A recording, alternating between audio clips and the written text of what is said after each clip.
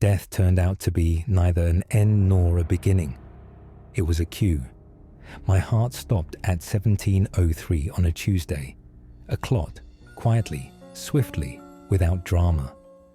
I, Michael, a 45-year-old accountant, was simply sitting at my desk compiling a quarterly report when suddenly the world went dark. No tunnel, no light, no angels. There was a brief, snap-like nothingness, then awareness. I stood beside my desk and looked at myself, or rather, at my body. It was sitting in the chair, head tilted back, eyes half opened in surprise. I was not a ghost. I was not a soul. I was simply consciousness, a point of view. I felt neither cold nor warmth, but I was there. I tried to touch my shoulder, but my hand passed through. No panic, only cold, all-consuming bewilderment. Then colleagues rushed in and called an ambulance. Doctors arrived and declared death. I watched all this with detached curiosity, as if watching a movie about someone else. I saw my boss crying, the woman I hated. I saw my young colleague, whom I always envied, looking away in horror. I realized the first rule of this new state. I was tethered. I couldn't move further than 3 or 4 meters from my body.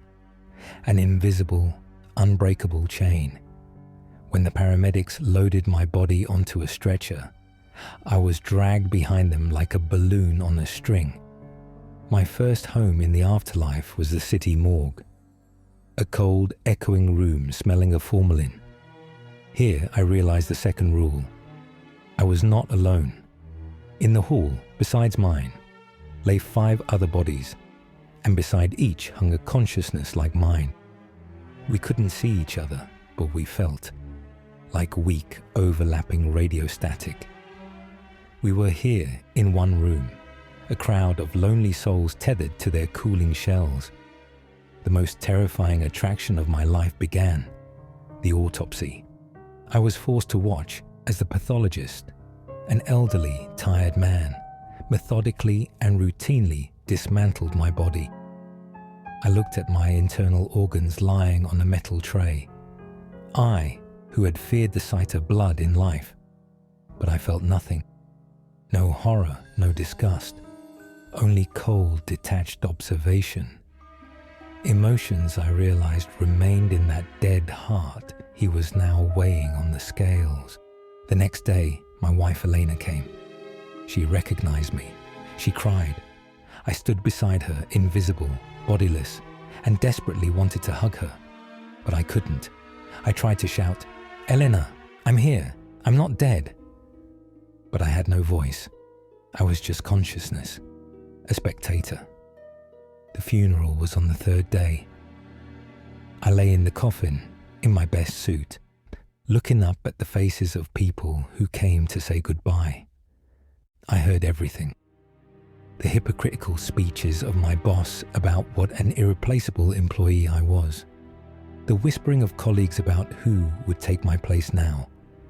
The sincere, choking tears of Elena and our teenage son, Paul.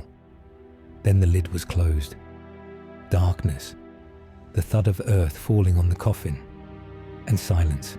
I was trapped in a narrow wooden box 2 meters underground, chained to my rotten body. And I understood what hell was. Hell is not fire and cauldrons.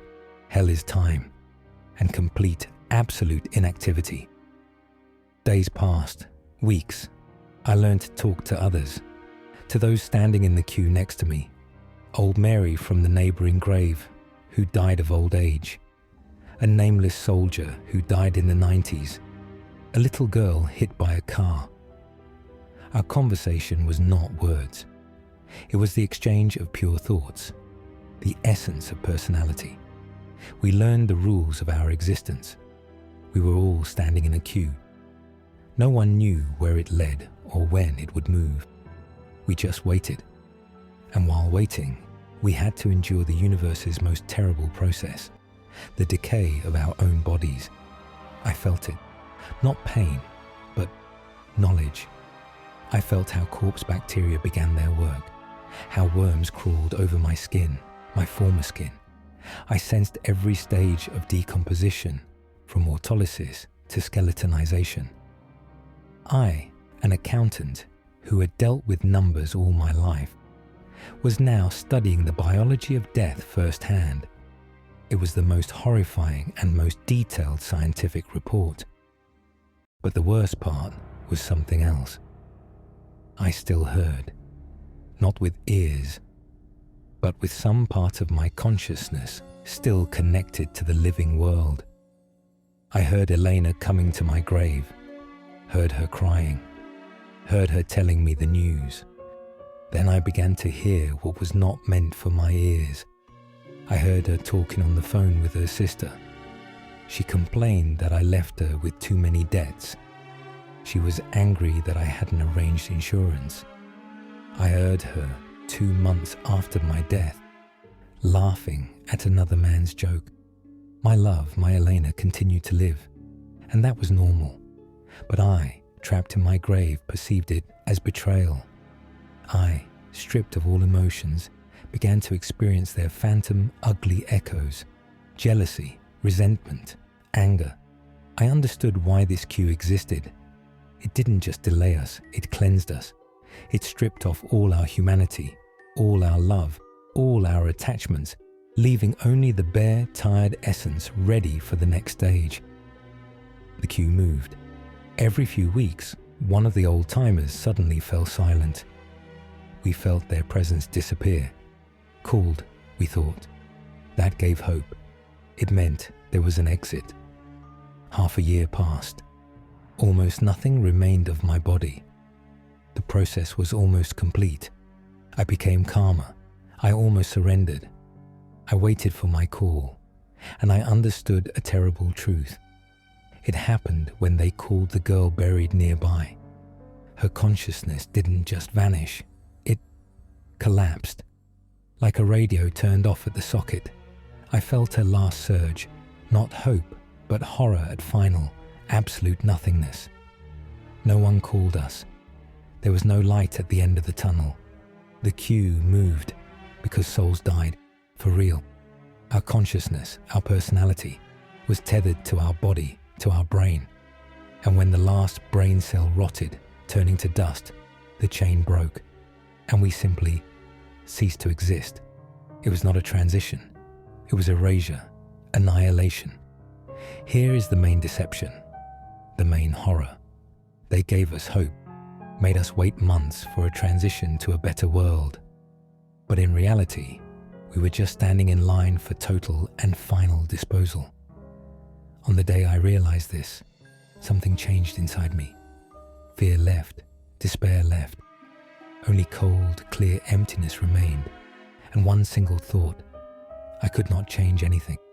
I could not save myself or others, but I could meet my end in my own way. My ending is my choice. I stopped listening to the world of the living, stopped paying attention to my rotting shell. I focused on something else, on those near me, on those like me, condemned to erasure. I began to talk to them. I told them the truth. At first, they didn't believe me, accused me of blasphemy. But then they began to feel it themselves, to feel how their neighbors in the queue didn't leave but simply disappeared forever. And then I offered them my way. Since we are doomed to disappear, let's disappear not in fear and not in false hope. Let's disappear as humans.